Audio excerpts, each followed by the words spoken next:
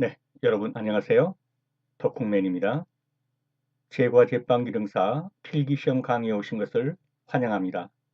필기시험은 문제운 형식으로 출제되므로 가능한 많은 문제를 풀어보고 정답을 정확히 인지하는 것이 필요합니다.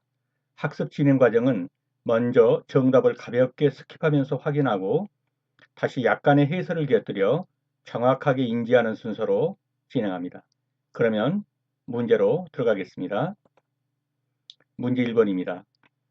독소용 식중독에 속하는 것은 무엇인가 그랬습니다. 정답이 좀 눈에 들어오시나요? 네, 들어오셨다면 확인해 보겠습니다. 보톨리네수균입니다. 해설은 잠시 후에 다시 한번 하겠습니다. 문제 2번입니다. 단백질 식품을 섭취한 결과 음식물 중에 질소량이 13g, 대변의 질소량이 0.7g, 소변 중의 질소량이 4g으로 나타났을 때 이 식품의 생물가, biological value, 생물가는 얼마인가 그랬습니다.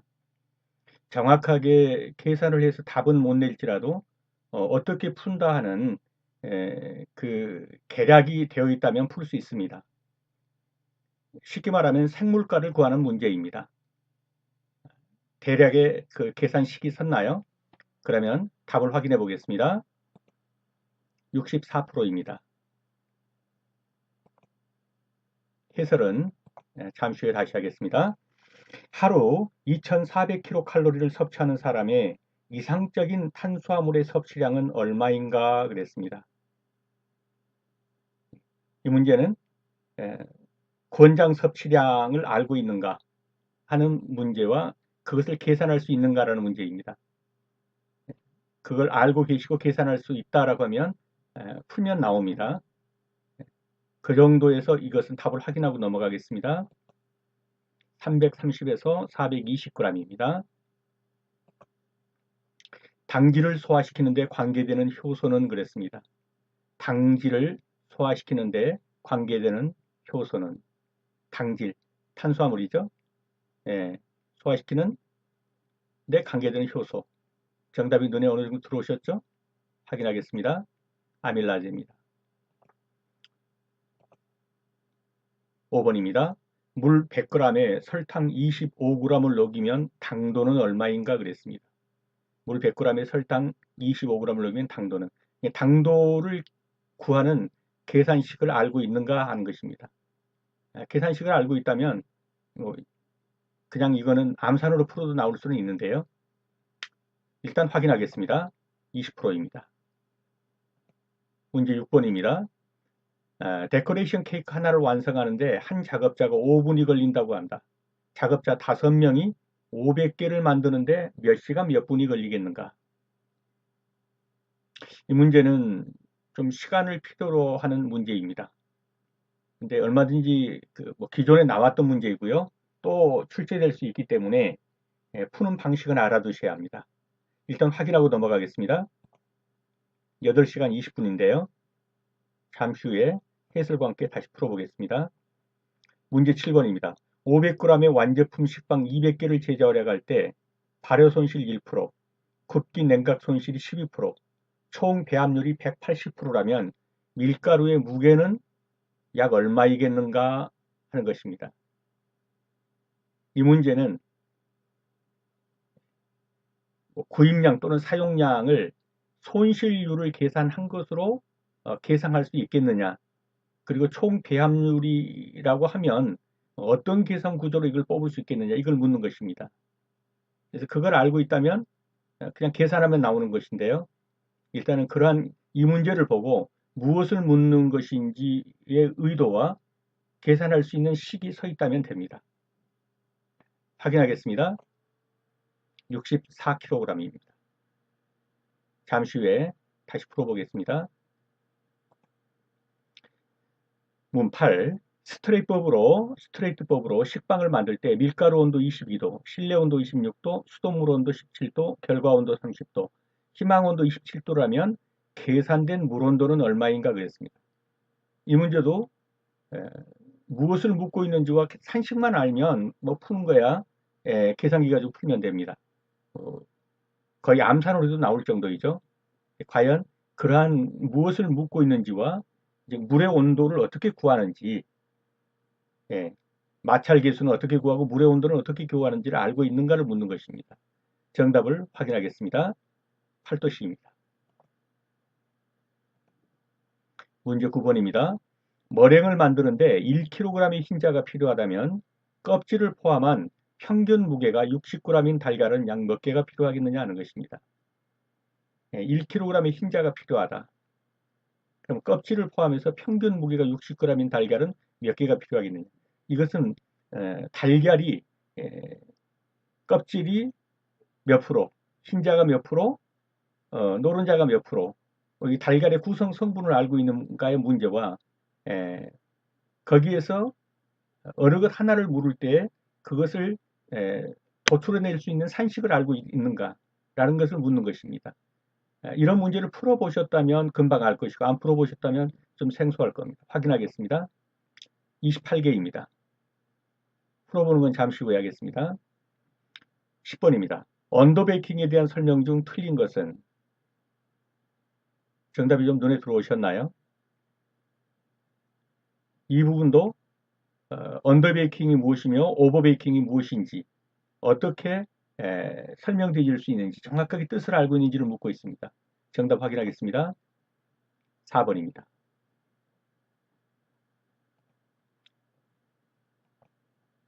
11번입니다.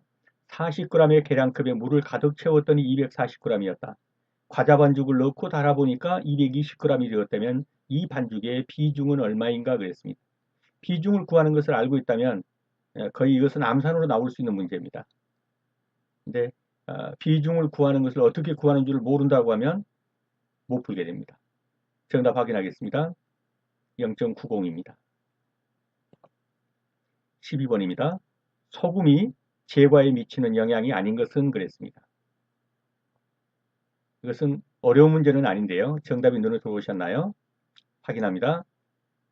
4번입니다. pH를 조절한다.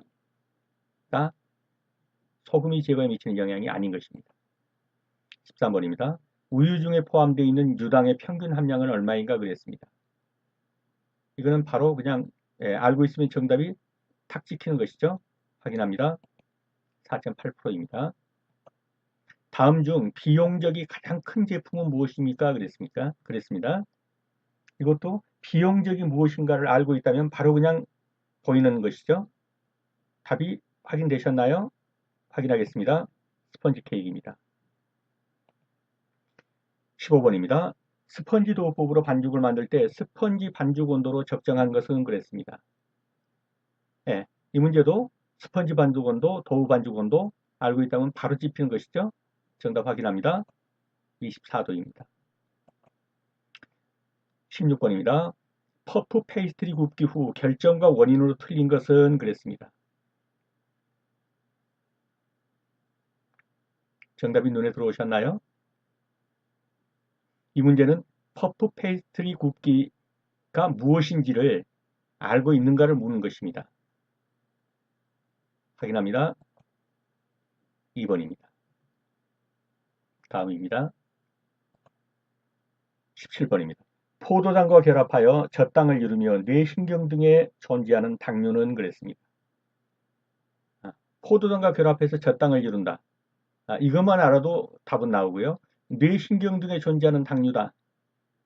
여기까지 나오면 정답은 나오죠. 확인되셨습니까? 확인합니다. 갈락토스입니다. 18번입니다. 단체급식 식단에서 고등어로부터 동물성 단백질을 25g 섭취하려고 한다. 고등어 1인 배식량은 얼마이냐? 단 고등어의 단백질 함량은 18%로 계산한다. 알고 있으면 아주 단순한 문제죠. 아시는 분은 거의 암산으로도 나올 수 있는 문제입니다. 정답이 어느 정도 푸는 산식이 있었습니까? 확인하겠습니다. 140g입니다. 19번입니다. 카세인이 많이 들어있는 식품은 어느 것이냐 그랬습니다. 정답이 확인되셨죠? 네, 확인해 봅니다. 우유입니다. 20번입니다. 화학적 식중독을 유발하는 원인이 아닌 것은 그랬습니다. 그냥 답은 보이시죠? 네, 확인하겠습니다. 호거덕입니다. 자, 이제 다시 문제로 올라가서 푸는 과정들을 한번 보시겠습니다. 문제 1번입니다.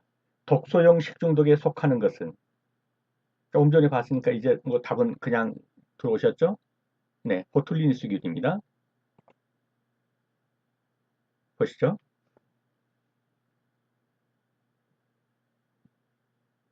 자, 세균 식중독에는 세균성 식중독, 자연독에 의한 식중독, 곰팡이에 의한 식중독, 알레르기성 식중독, 화학적 식중독, 이렇게 분류할 수가 있어요. 예, 세균성 식중독에서는 다시 감염형 식중독이냐 독소형 식중독이냐 이렇게 분리가 돼요. 예, 감염형 식중독은 뭡니까? 세균이 몸에 들어와서 그 세균이 번식해서 식중독을 일으키는 것. 이것이 감염형 식중독이에요. 살모넬라균이 들어와서, 장염 비브리오가 들어와서, 병원성 대장균이 들어와서 이것이 몸속에서 세균이 번식해서 식중독을 일으키는 것. 이것이 감염형 식중독이에요. 네, 독소형 식중독은 뭐냐면 세균이 포도상구균이나 보툴리누스균이 이미 음식에서 변형을 일으켜서 여기에 다 독소를 뿜어내 놨어요. 이 독소를 밖에서 뿜어내 놓은 것을 먹었을 경우에 식중독에 걸리는 거예요. 이게 독소형 식중독이에요. 독소형 식중독에서는 포도상균, 보툴리누스균. 포도상균은 뭡니까? 주로 환자의 상처에서, 그러니까 주방장이 상처 입은 상태에서 음식을 조리했다. 그러면 그 포도상균이 그 음식에 들어가서 음식에서 독소를 일으킨 것. 그것을 먹으면 식중독에 걸리는 것. 이것이 독소형 식중독. 보툴리누스균은 주로 어디에 있습니까? 이 통조림 같은 데 많아요. 예. 그래서 이미 거기서 통조림 안에서 예, 이 균이 독소를 만들어 놨어요. 이 독소가 있는 음식을 먹었을 경우에 식중독이 이걸 독소형 식중독이라고 합니다. 그래서 독소형 식중독은 보툴리누스균, 장염 비브리오균, 웰치균, 살모넬라균은 다 균이 들어와서 식중독을 일으키니까 뭡니까? 감염형 식중독이죠. 답은 1번입니다.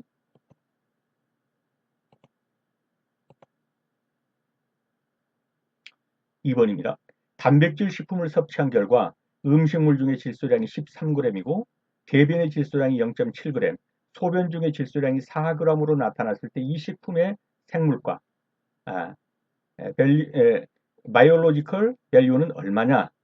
아까 말씀드렸죠. 생물가를 구하는 문제죠. 어느 보면 어느 정도 나오죠? 64%가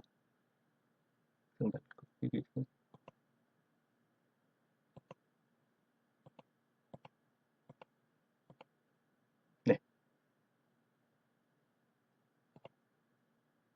자, 생물가를 보겠습니다. 바이올로지컬 밸류, 이 BV, 이것은 단백질이 체내에 이용 들어와 가지고 얼마나 이용되는가, 이용 정도를 평가하는 방법으로 생물가가 높을수록 체내 이용률이 높은 것입니다. 그래서 어떻게 계산하냐면 체내에 흡수된 질소량에서 체내에 보유된 질소량, 즉 얼마를 먹었더니 체내에 얼마가 남았냐, 즉 흡수의 정도, 다 배설해 버렸냐 아니면 많이 남아있냐. 그런데 왜 이 질소량으로 계산을 하는가 하는 것이에요. 이거는 단백질의 구성 요소가 CHON, 예, 탄소, 수소, 산소, 질소로 구성되어 있죠. 그래서 가장 측정하기 쉬운 게 질소이기 때문에 이 질소가 들어온 양 중에서 얼마가 남았냐, 이렇게 해서 흡수량 대비 잔존 보유량을 측정해서 단백질의 체내 이용도를 측정하는 것입니다. 그래서 이 문제는 어떻게 풉니까? 예, 총 들어온 것이 얼마였습니까? 예, 13g이었죠. 문제에서. 거기에서 0.7이 뭐라고 그랬어요? 소변으로 빠져나갔다고 그랬나요? 그리고 4g이 대변으로 빠져나갔다고 그랬죠. 그러면 13g에서 소변으로 빠져나간 것, 대변으로 빠져나간 것을 계산해주면 잔존이 나오겠죠. 총 들어온 것분의 잔존. 그죠? 총 들어온 것분의 잔존. 이렇게 해가지고 100을 곱하면 63.8이 나와요. 63.8이 뭡니까? 결국은 단백질 흡수량입니다. 예, 먹은 거 100이었다면 63.8%만큼이 몸에 남아있다 이런 말이죠. 그래서 우유는 90%고요. 달걀은 87%, 돼지고기는 79%, 밀가루는 52%. 이것이 흡수율이다 이렇게 보시면 됩니다. 어떻든 이 문제를 푸는 산식은 이렇습니다. 그래서 이 산식을 정확하게 알아두셔야 합니다. 넘어갑니다. 하루 2400kcal를 섭취하는 사람의 이상적인 탄수화물의 섭취량은 얼마이냐 그랬습니다. 이 문제는 일단 권장 섭취량부터 알고 넘어가야 합니다. 그래서 일일 그 영양소 권장 섭취량이 탄수화물은 55에서 70%, 단백질은 15 내지 20%, 지방도 15 내지 20%입니다. 그래서 결국은 55%에서 70%를 계산할 수 있겠냐 이걸 묻는 겁니다. 그러면 2400에 55%면 얼마입니까? 1320kcal고요. 2400에 70%면요. 1680kcal예요. 예, 2400kcal를 섭취했는데 그 중에서 탄수화물은 55에서 70이 섭취량, 권장 섭취량이니까 2400에 55%라면 1320kcal이고 2400에 70%라면 1680kcal라는 거죠. 그 다음에 이것을 이 킬로칼로리를 그램으로 환산할 수 있겠느냐 하는 거예요. 그러면 탄수화물은 어떻습니까? 4kcal의 열량을 내죠. 1g이. 탄수화물은 1g이 4kcal를 내고요. 열 문제하고는 관계없지만은 또 뭡니까? 지방은요. 1g에 9kcal를 내죠. 예. 어쨌든 탄수화물은 4kcal를 내요. 그러니까 1320을 다시 4로 나누어서 계산하면 330g. 1680을 4로 나눠서 계산하면 420g. 그래서 330g에서 420g을 섭취해야 된다. 하루 2400kcal를 섭취하는 사람이 이상적인 탄수화물을 섭취하려면 몇 g을 섭취해야 되느냐 하는 거예요. 탄수화물 몇 g을. 이런 문제는 조금 난이도는 있는 문제인데요. 잘 모르시겠다면 지금 제가 풀어드린 이 과정을 보시면서 다시 한번 자세히 보시면 한번 이해만 되면 돼요. 권장 섭취량은 탄수화물이 55%에서 70%다. 그럼 55%에서 70%를 계산할 수 있겠느냐? 그 상태죠. 2400에서 55%면 1320kcal. 2470%면 그래서 이것은 미니멈, 이것은 맥시멈이죠. 예. 그런 다음에 킬로칼로리가 나왔으면 단백질은 1g당 4kcal이기 때문에 이것을 나누기 4로 계산한단 말이죠. 나누기 4로 계산하면 다 뭐가 나옵니까? g이 나와요. g이. 그렇게 해서 g을 계산한단 말이죠. 넘어가겠습니다. 당기를 소화시키는 데 관계되는 효소는 무엇이냐 그랬습니다. 아까 다 보셨죠? 아밀라제. 보겠습니다. 탄수화물 분해 요소입니다. 자, 이당류. 이 탄수화물에 단당류, 이당류, 다당류 이렇게 있죠. 자, 이당류에서 자당은 뭡니까? 설탕이죠. 이 설탕을 분해하는 요소, 자당을 분해하는 인베르타제라고 하고, 메가당을 분해하는 요소를 말타제라고 하고, 유당을 분리하는 요소를 락타제라고 합니다. 그 다음에 다당류, 전분을 분해하는 요소를 아밀라제라고 해요. 여기 있는 펩신은요. 이건 단백질 분해 요소입니다. 탄수화물이 아니고, 여기 있는 리파제는요. 이거는 지방 분해 요소입니다. 그래서 최소한도 세 가지, 뭐 렌닌까지는 아니라 할지라도 렌닌은 우유에 응고되는 그 작용을 하는 것이 렌닌입니다. 세 가지는 알아두셔야 돼요. 리파제는 지방분해 효소다. 펩신은 이거는 단백질 분해 효소다. 이 리파제는요, 지방 분해 효소다. 아밀라제는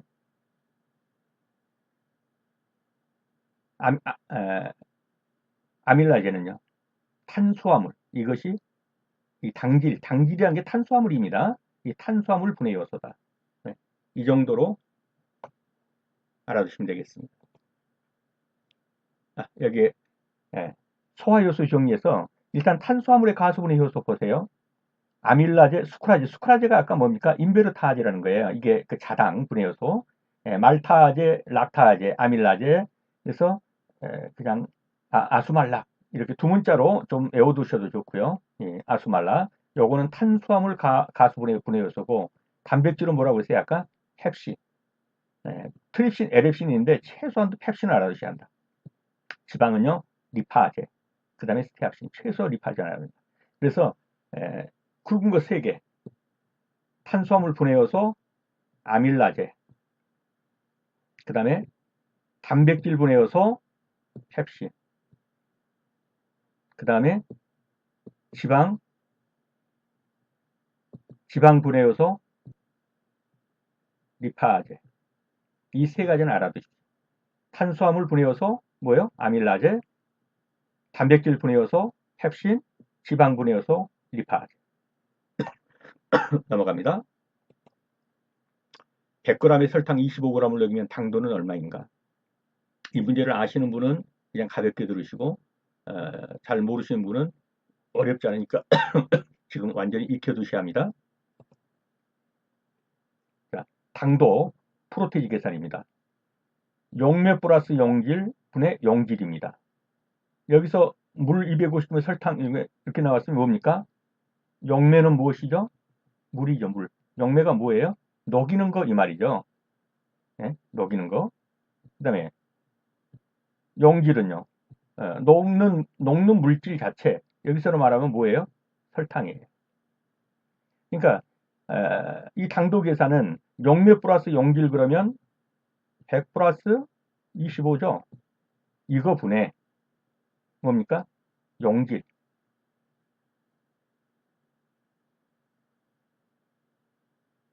25.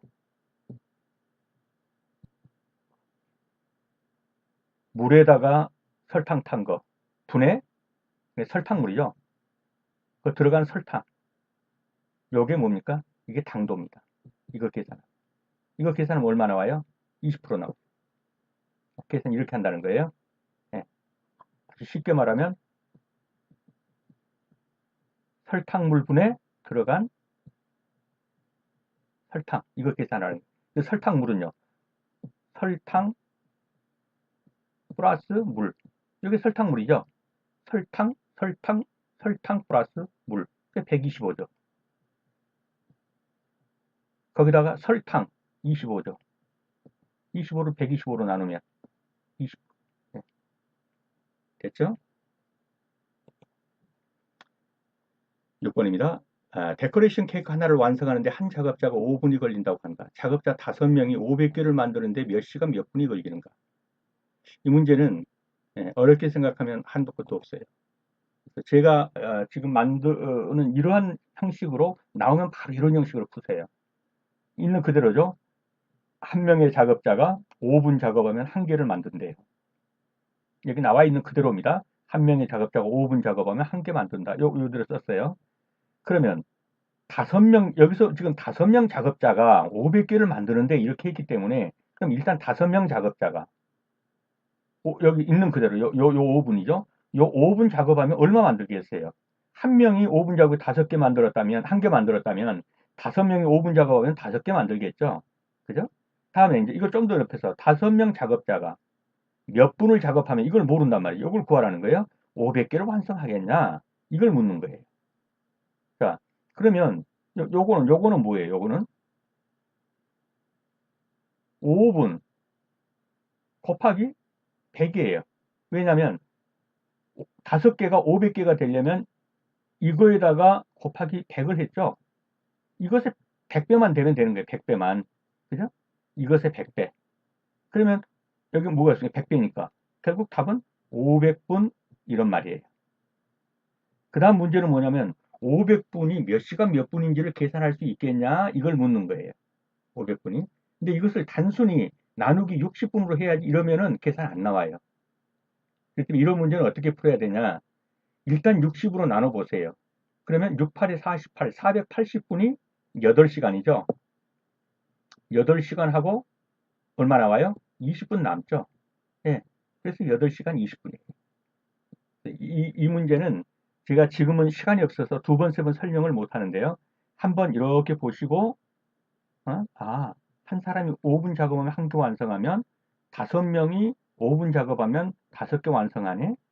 그러면 5명이 몇 분 작업을 하는, 이거 묻는 거죠. 몇 분 작업은 500개 완성할까 해서 5개에서 500개면 100을 곱했네. 그럼 5분에다가 100을 곱하면 500분이 되겠네. 500분을 시간으로 계산하면 8시간 20분이네. 예, 넘어갑니다. 자, 500g의 완제품 식빵 200개를 제조하려고 할 때 발효 손실이 1%, 굽기 냉각 손실이 12%, 총 배합률이 180%라면 밀가루의 무게는 얼마이겠느냐 그랬습니다. 풀이 들어갑니다. 64kg인데요. 자, 500g이 200개라고 그랬어요. 그럼 이게 10만 g이 될 거예요. 그럼 100kg이에요, 이게. 이것이 뭐냐면 제조하려고 하는 식빵의 총 무게입니다. 500g의 완제품 식빵 200개를 만들려고 한다. 그러면 이것은 뭔 말이냐면 100kg의 식빵을 만들려고 한다 이 말이란 말이에요. 100kg의 식빵을 만들려고 한다. 그런데 손실률을 12%, 1%. 그럼 손실률이 얼마니까? 13%란 얘기죠. 13%를 감안해 가지고 만들려고 하면 이 손실률 감안하는 거 이거 프로테이지 아시죠? 1-0.13을 계산해서 나눠줘야 돼요.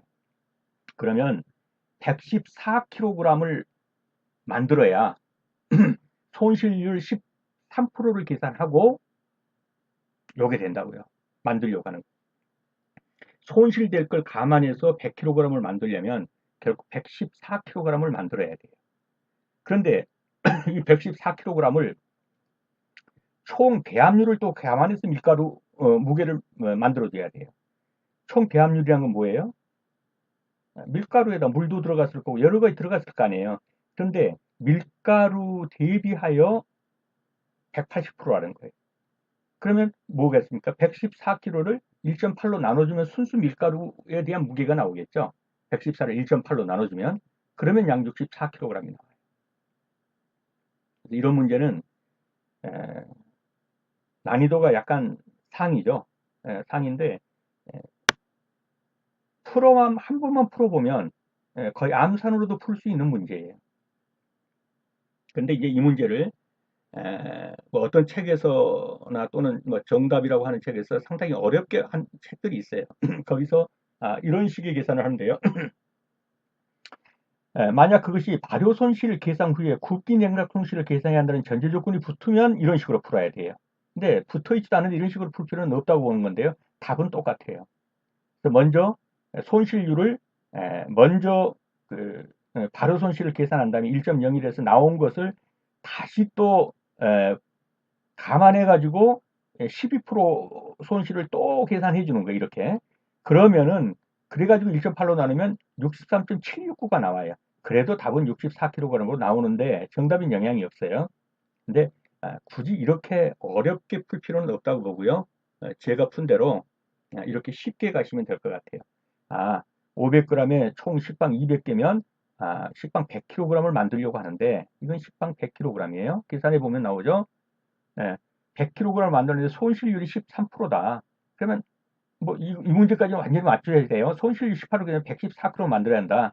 손실 13%면 1-0.13을 분자로 해가지고 계산해 주시는 거. 그런 다음에 뭡니까? 총 배합률이 180%다라고 하면 이것을 나누기 1.8로 한다는 거. 그래서 64kg이 나왔습니다. 8번입니다. 스트레이트법으로 식빵을 만들 때 밀가루 온도 22도, 실내 온도 26도, 수돗물 온도 17도, 결과 온도 30도, 희망 온도 27도라면 계산된 물 온도는 얼마인가 그랬습니다. 네, 다시 들어가겠습니다. 이 문제는 마찰계수를 구할 수 있느냐, 그 다음에 사용할 물 온도, 이렇게 되는데요. 먼저 마찰계수를 구하는 산식이 결과 반죽 온도 곱하기 6입니다. 여기서 6이라는 것은 이 요인수가 몇 개냐에 따라 달라지는 거예요. 이게 6개 요인수가 나오니까 6을 곱해줬고, 이렇게 곱한 것에서 마이너스, 각각의 것들을 다 마이너스 해주는 겁니다. 이러면 마찰 계수가 나와요. 그 다음에 사용할 물 온도는 희망 반죽 온도 곱하기 6으로 해요. 이거는 결과 반죽 온도고요. 마찰 계수는 사용할 온도는 희망 반죽 온도입니다. 이거 곱하기 6으로 해요. 그리고 이거는 똑같아요. 실내 온도 마이너스, 밀가루 온도 마이너스, 설탕 온도, 유지 온도, 달걀 온도. 여기서 다른 건 이거죠. 마찰 계수를 마이너스 해주는 겁니다. 여기서는 마찰 계수. 여기서는 수돗물 온도를 마이너스 해주는데 여기서 구하는 것이 사용할 물 온도이기 때문에 이건 수돗물 온도가 안 들어가죠. 여기서 구해진 마찰 계수를 넣어주는 거예요. 그러면 결국 뭡니까? 마찰 계수는 이것대로 계산하면요. 30 곱하기 3 마이너스 실내 온도 26도, 밀가루 온도 22도, 수돗물 온도 17도. 왜 3을 했습니까? 요 인자가 3개니까. 여기다가 3을 곱해줬고, 이 30은 결과 온도예요. 결과 온도. 이 30은 여기서 결과 온도라고 그랬죠. 그 다음에 사용할 물 온도는 27 곱하기 3이에요. 이 27은 뭐예요? 희망 온도, 희망 온도. 희망 온도 곱하기 3. 3은 요 인자가 3개죠. 그래서 3을 곱해줬어요. 26도, 22도, 여기서는 수돗물 온도 17도인데 여기서 마찰계수 25로 계산한 거예요. 그렇게 계산하면 이게 8도씨가 나와요. 그래서 이 문제를 푸시려고 하면 시험에 나왔는데 안 풀려고 하면 제껴버리시고 푸시려고 하면 확실히 그 인지를 해 두셔야 돼요. 괜히 시간만 잡아먹으니까. 그래서 이런 문제가 나오면 마찰 계수를 구하는 거, 그 다음에 물 온도를 구하는 거. 마찰 계수를 구할 때는 결과 온도 곱하기 요인수하고 마이너스 각 요인수를 마이너스 해준다는 거. 사용할 물 온도는 희망 온도 곱하기 요인수를 곱해주고 각 요인수를 마이너스 해준다는 거. 그렇게 한 다음에 여기서는 마찰 계수가 나온다는 거. 여기서는 수돗물 온도고 여기서는 마찰 계수고요.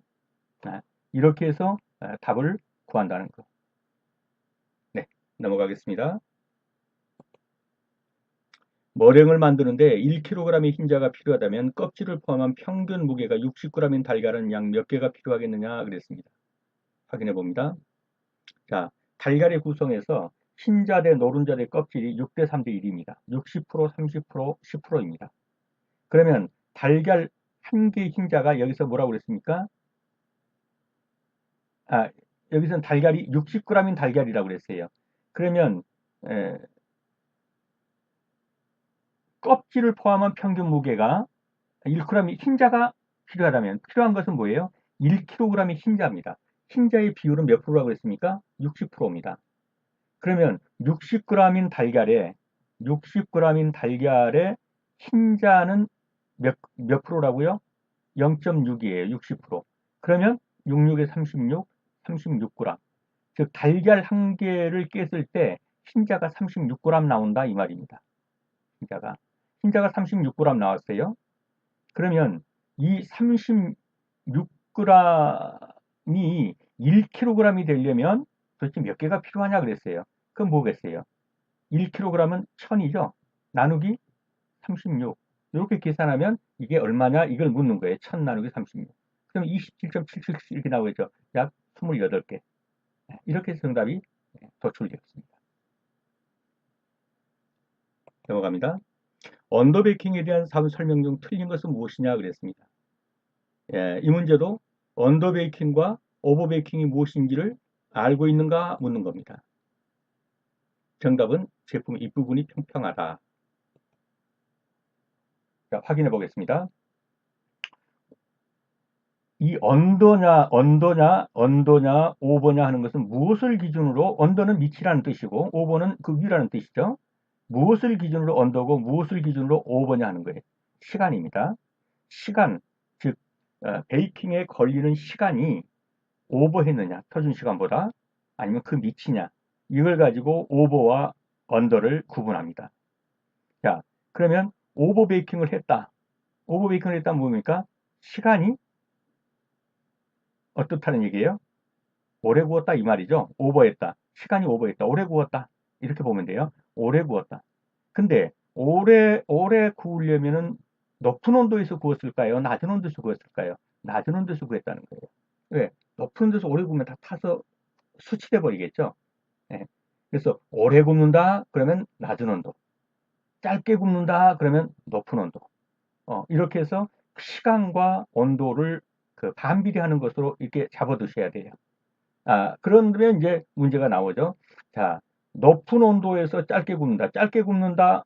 이게 뭡니까? 언더베이킹이란 말이에요. 짧게 구우려면 높은 온도로 구워야겠죠. 그럴 때 나올 수 있는 단점이 무엇인가? 이렇게 보면 돼요. 설익을 수 있어요. 예. 높은 온도에서 짧게 구워버리니까 겉만 타고 설익을 수 있겠죠. 중심 부분이 불룩 튀어나오고, 예, 빨리 굽다 보니까, 예, 그 다음에 중심 부분이 빨리 툭 튀어나오면서 갈라질 수가 있어요. 그리고 속에 있는 수분은 미처 빠져나오지는 못하죠. 예, 그러다 보니까 주저앉기 쉬워요, 이게. 푹 가라앉는단 말이죠. 근데 그에 비해서 오버 베이킹은요. 시간이 오버했어요. 오래 구웠어요. 그럼 낮은 온도로 천천히 구웠단 말이에요. 낮은 온도에서 천천히 구우면 어떠겠어요? 불룩하거나 툭 터지진 않겠지만 수분은 많이 빠져나가겠죠. 수분 손실이 커요. 그다음에 윗면이 평평하고. 그래서 오버 베이킹은 윗면이 평평, 수분 손실이 크다. 언더 베이킹은 어떻습니까? 짧은 시간에 과도한 열을 주어서 굽기 때문에 설익을 수 있고 중심부분이 푹 튀어나오고 갈라지고 수분이 다 빠져나지 못한 상태에서 겉만 쭉 익었기 때문에 수분이 많아서 주저앉기 쉽다.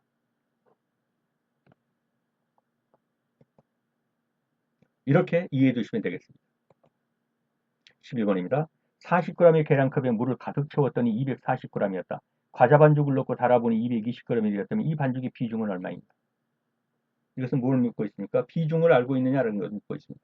이 정도의 문제는 반드시 풀어내셔야 합니다. 자, 풀이를 보겠습니다. 비중. 동일한 용적에 대해서 물의 무게에 대한 반죽의 무게입니다. 물 무게분의 반죽 무게. 예. 그러면 이 문제에서 물 무게는 얼마입니까? 240에서 40 뺀 200g. 이게 물 무게죠. 예. 컵 무게가 40g이니까 물 가득 채웠고 달아왔더니 240g인데 컵이 40g이면 물의 무게는 200g이겠죠. 물 무게 200g. 반죽 무게는요. 반죽 넣어갖고 달아봤더니 220g이래요. 그럼 컵이 40g이니까 반죽은 얼마겠어요? 180이죠. 180을 200으로 나눈 값이 얼마인가? 이건 계산하면 그냥 나오겠죠. 예, 그 계산하면 0.90 나옵니다. 이게 비중을 푸는 문제입니다. 넘어갑니다. 소금이 제과에 미치는 영향이 아닌 것. 향을 좋게 한다. 잡균의 번식을 없게 한다. 반죽의 물성을 좋게 한다. 이거 맞죠? pH를 조절한다. 이건 틀렸습니다. 보겠습니다. pH는 뭡니까? 수소 이온 농도입니다.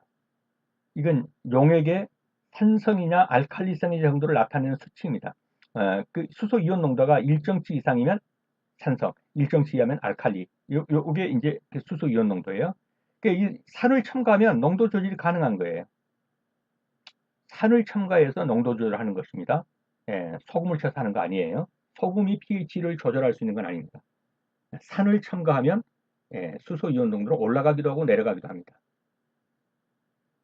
그럼 나머지 항목들은 지문은 소금이 제과에 미치는 영향입니다. 우유 중에 포함되어 있는 유당의 평균 함량이 얼마이냐 그랬습니다. 이것은 그냥 외워야 되는 문제입니다. 우유 중에 포함된 유당은 4.8%입니다. 우유는 유당이 4.8%이고요. 유지방이 3.65%이고 유단백질이 3.4% 함유하고 있습니다. 특별히 유당은 프로테인을 알아두십시오. 4.8%입니다. 다음 중 비용적이 가장 큰 제품은 무엇이냐 그랬습니다. 이 문제는 비용적이 무엇인가 하면 바로 그냥 답은 나오는 겁니다. 지금 바로 답을 확인해서 각인시켜 주십시오. 비용적이 가장 큰 제품은 나오면 무조건 스펀지 케이크입니다. 자, 보십시오. 비용적이 뭐냐? 반죽 1g이 차지하는 부피입니다. 그럼 비용적이 가장 큰 것은 스펀지 케이크예요. 스펀지 케이크는 비용적이 5.08 세제곱입니다. g당. 예. 그래서 g을 넣고 해보니까 무엇이 가장 많이 부풀겠어요? 스펀지 케이크죠. 예. 많이 부풀면 세제곱이 커지니까요. 뻥튀기 갖다 놓으면 아마 가장 그 비용적이 크겠죠. g당 1g당 파운드 케이크 뭐 뭡니까 240 세제곱입니다. 근데 이걸 많이 뻥튀기다 넣었고 튀겼다고 한번 가정해 봅시다. 얼마나 되겠어요? 스펀지 케이크보다 더 크겠죠? 비용적이. 빵 중에서는 이렇다. 빵 중에서는 스펀지 케이크 비용적이 가장 크다. 이렇게 보시면 되겠습니다. 스펀지 도우법으로 반죽을 만들 때 스펀지 반죽 온도로 적당한 것은 그랬습니다. 이건 스펀지 반죽 온도, 도우 반죽 온도를 다 알아두셔야 돼요. 스펀지 반죽 온도는 몇 도입니까? 24도씨고요. 도우 반죽 온도는 27도씨입니다. 반드시 알아두셔야 합니다. 다음입니다. 퍼프 페이스트리입니다. 퍼프 페이스트 굽기, 후 결정과 원인 그랬습니다. 이거는 퍼프 페이스트리가 무엇인지를 아셔야 됩니다. 알고 있는 분은 그냥 아주 쉬운 문제고요. 확인합니다. 수포 생성, 단백질 함량이 높은 밀가루로 반죽을 한다? 그래서 수포가 생겼다? 퍼프 페이스트리 자체가 단백질 함량이 높은 밀가루인 강력 밀가루, 강력분을 사용합니다. 그렇다면 이건 답이 아니란 건 아시겠죠? 해설을 봅니다. 퍼프 페이스트리는 이스트가 들어가지 않는 제과 제품입니다. 유지의 층을 살리기 위해서 단백질 함량이 높은 강력분을 사용합니다. 수포가 생성되는 것은 반죽의 온도가 높을 때 생성되는 것이지 강력분 사용했다고 해서 사용된 아니에요. 퍼프 페이스트 뭡니까? 이스트가 안 들어가는 대신 뭐가 들어갑니까? 유지가 들어가요. 유지가. 그런 다음에 어떻게 합니까?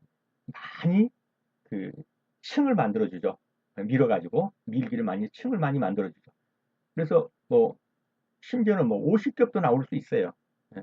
계속 층을 가면서 또 접어서 또 밀어주고 또 밀어주고 이러면서 결국 뭡니까 그 유지층이 공기압으로 그 뭡니까 익는 과정에서 공기압으로 부풀려지는 거예요. 이것이 포프 페이스트리입니다. 그래서 이스트가 들어가지 않는다. 그 다음에 단백질 함량이 높은 강력분을 사용한다. 수축, 미로펴기가 너무 과다하면 여기서 보시죠. 퍼프 페이스트리에서 이런 게 나타날 수 있어요. 미로펴기가 너무 과다하다 보면 또는 너무 높은 온도에서 오븐에서 그 온도로 굽게 되면 수축이 일어날 수 있어요. 충전물이 흘러나올 수도 있어요. 충전물 양이 너무 과다해요. 안에 들어있는 게. 또는 봉합이 있는데 부적절해요. 흘러나올 수 있겠죠. 작은 부피, 수분이 없는 경화소토닉을 충전용으로 사용할 경우에는 부피가 작아질 수가 있어요. 그래서 이런 것들은 결점이 될 수 있지만 이거 수포 생성이 단백질함이 높은 밀가루를 사용해서 수포 생성이 됐다? 이건 아니라는 거죠. 수포가 생성해서 반죽의 온도가 높을 때, 반죽 온도가 높을 때 수포 생성이 된다. 자, 포도당과 결합해서 젖당을 이루고 뇌신경 등에 존재하는 당류는 그랬습니다. 정답 아까 보셔서 들어왔죠? 확인합니다. 갈락토스입니다. 갈락토스는 포도당과 결합해서 젖당을 이룬다. 이건 반드시 알아두셔야죠. 갈락토스는 뇌신경 조직을 구성하는 성분이 된다. 그래서 유아에게 특별히 필요한 성분이다. 결국 여기 세 가지가 나왔죠. 포도당과 결합해서 젖당을 이룬다. 갈락토스는 뇌신경을 조직하는 구성 성분이다. 그 다음에 유아에게 특별히 필요한 성분. 넘어갑니다. 단체급식 식단에서 고등어로부터 동물성 단백질 25g을 섭취하려고 한다. 고등어 1인 배식량은 얼마인가? 고등어의 단백질 함량은 18%로 계산해라. 이 문제는 그냥 수학 문제, 산수 문제. 예, 그렇게 되겠죠? 확인합니다. 자, 고등어 1인 배식량은 얼마인가 그랬으니까 이것을 X라고 둡시다. 고등어 1인 배식량을 X라고 두고, 그러면 고등어 1인 배식량에서 고등어의 단백질은 18%로 계산한다는 거예요. 그러니까 고등어 몇 g을 먹었는데 여기에서 고등어에서 18%만 0.18만 단백질로 계산이 돼요. 그러면 결국 뭐겠어요? 0.18x는 25g, 25g을 섭취하려고 한다는 거예요. 그렇게 해서 x를 구하면 0.18, 그죠? 예, 25를 0.18로 나누는 거. 그러니까 138.8888. 그래서 약 140g. 이해가 되셨나요? 예. 만약에 안 되신 분이 계시다면 요 산식을 자세히 한번 보시고 한 번만 납득이 되시면 이 문제는 언제든지 거의 암산으로 풀 수 있는, 암산으로 좀 어렵겠네. 이거 계산기. 예. 어떻든 그렇습니다. 단백질 25g을 섭취하려고 하는데 고등어 몇 마리 먹어야 되냐, 몇 그램 먹어야 되냐 하는 거예요. 그런데 고등어의 단백질 함량은 18%로 계산해라. 그랬으니까 0.18x는 25, x는 25 나누기 0.18. 19번입니다. 카세인이 많이 들어있는 식품은 어느 것이냐 그랬습니다. 정답 아까 확인하셨죠? 우유입니다. 카세인 단백질은 우유 전체에서는 3%가 들어있습니다. 그런데 우유 단백질에서는 우유 단백질의 75 내지 80%는 카세인입니다. 그러니까 우유 전체에 몇 프로나 들어있냐 물으면 3%, 우유 단백질에 몇 프로 들어있냐면 75 내지 80%. 카세인이 많이 들어있는 식품은 무엇이냐 그러면 우유. 이건 가장 단순하게 물었고요. 조금 복잡하게 물으면 이렇게 물을 수 있죠. 카세인 단백질은 우유 전체에 몇 프로가 들어있냐 이렇게 물을 수 있죠. 3%. 우유 단백질 전체에서 몇 프로냐 이렇게 물으면 75 내지 80%. 20번입니다. 화학적 식중독을 유발하는 원인이 아닌가. 이거는 뭐 그냥 알고 계시겠죠? 보고독입니다. 보고독은 자연독입니다. 쉽게 말해서 태생이 날 때부터 가지고 있는 독이에요. 보고독 뭡니까? 테트로도톡신이죠. 어떤 것들은 뭡니까? 뭐 조개에 있는 독도 있고요. 홍합 같은 거 뭐 싹시톡신 이런 거 다 자연독이죠. 그게 태어날 때부터 가지고 나오는 독입니다. 이런 것을 자연독이라고 하는 거예요. 지금 여기 있는 불량한 포장용기, 유해한 식품 첨가물, 농약이 한 식품, 이건 다 뭡니까? 화학적으로 일어나는 식중독이에요. 예. 정답은 1번입니다. 네, 수고하시느라 수고하셨습니다. 다음 시간에 다시 뵙도록 하겠습니다. 오늘 푼 문제는 어느 정도의 계산식이 많이 들어가 있고요. 난이도가 좀 있는 문제라서 조금 어려운 문제들로 구성되었습니다. 지금 한번 풀어보시고 좀 어렵다 하더라도 2, 3회 조금 정도 가시면서 풀면 풀려질 거고요. 이 문제를 다 푸실 수 있으면 나머지 문제는 그렇게 이 정도의 문제의 난이도보다는 대부분 쉽습니다. 그래서 처음부터 너무 어려운 문제를 풀어드려 죄송한데요. 이렇게 한번 하시고 나면 나머지는 쉬울 겁니다. 그럼 다음 시간에 다시 뵙도록 하겠습니다. 수고하셨습니다.